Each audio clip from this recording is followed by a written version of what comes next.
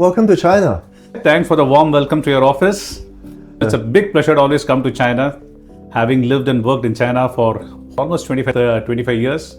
Always a pleasure to come to China and talking to you. And it's a pleasure that you've written this book also. Thanks for this book. Thank you, Ram. I know that you've been a senior business executive for a long time, and you're still very active in business. But you also used to spend quite a bit of time in China before returning to India. Can you give us a little bit short synthesis of your career so far? I moved from a functional leadership role to a strategic role, which I'm doing right now. It's been at the interface of business, technology, geopolitics, and then global markets. Global markets especially has a lot of focus has been on China and Southeast Asia. And then from a product perspective, it's been predominantly in the field of materials, especially chemicals, new energy, metals. Initially, I was doing transactional roles, building up marketing roles, and I have been moving to building up businesses across the world. So therefore, in the initial stage of the career, I was fortunate enough to build up a business in China, and then subsequently moved up to leadership roles. Then I built up a business in Malaysia for my company, and then moved to strategic roles. Therefore, I've been able to get work which has been at the interface of my passion, that is materials and energy transition and all. And I've been able to work in two fast-growing economies, India and China, global roles also. I now look forward to doing more of strategic roles, building up businesses, taking business forward, and build up sustainable businesses. So that's what the synthesis of my career has been so far. What's your impression about China so far? I know that you've been studying China, India for a long time, especially with respect to China. What do you think about China's industries, business, and technology? Ever since I graduated from B school and started my work, China has been on a fast growth trajectory. 15% growth, and today a $20 trillion economy growing at around 5%. That's huge. So when I started business in China, so we used to see China as a big manufacturing powerhouse. But when I look at China right now, China is a mix of manufacturing, scale, speed of execution, and recently technology. China has been able to build up big businesses at a very fast scale and executed pretty fast.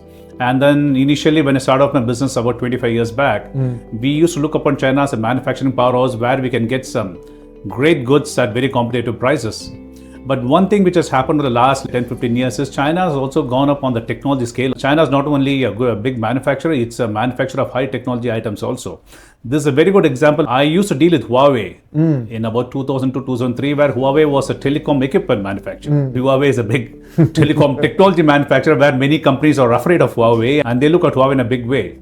China has been a manufacturing powerhouse, and its scale, speed of execution, when I look at it in over the last 10-15 years, it's also a source of technology. Because what China has done is China has not only remained a manufacturer, China has also become an innovator. A lot of focus on intellectual property, patents, innovation and all, and recently artificial intelligence. I look at China as a major knowledge powerhouse, and also China as a source of able to build a business and scale a business in a big way. That's my impression about China, and I think Chinese growth over the last so many years.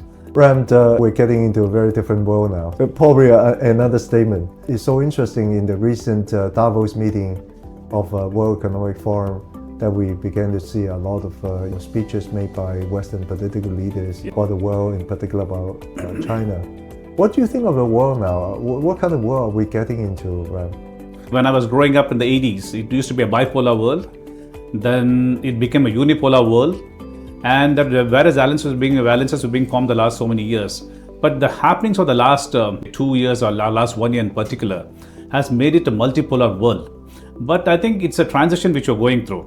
One thing which you heard in Davos, or rather two major takeaways from Davos, as we were discussing here some time back, is one is, of course, there's a lot of focus on artificial intelligence or the effects of artificial intelligence.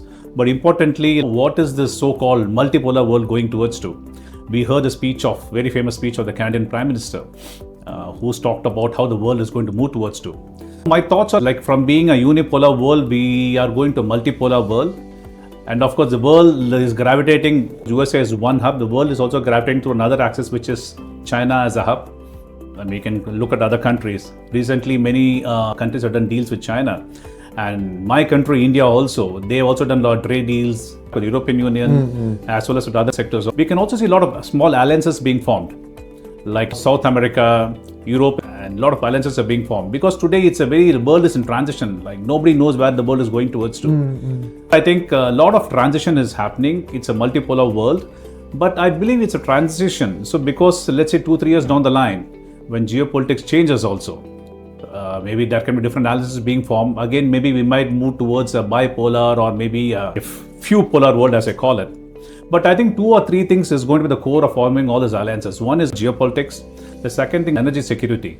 And along with energy security is one of my favorite topics, which is energy transition. And fourth is of defense security.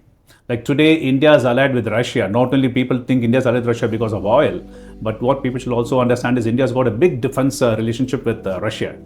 There are a lot of alliances are being formed based on 3-4 principles that's going to be formed. So also the geopolitics is also going to play a role. We have to see what's going to happen in the US for the next 1 or 2 years. We have the midterm elections coming up and we see a lot of rumblings happen in the US.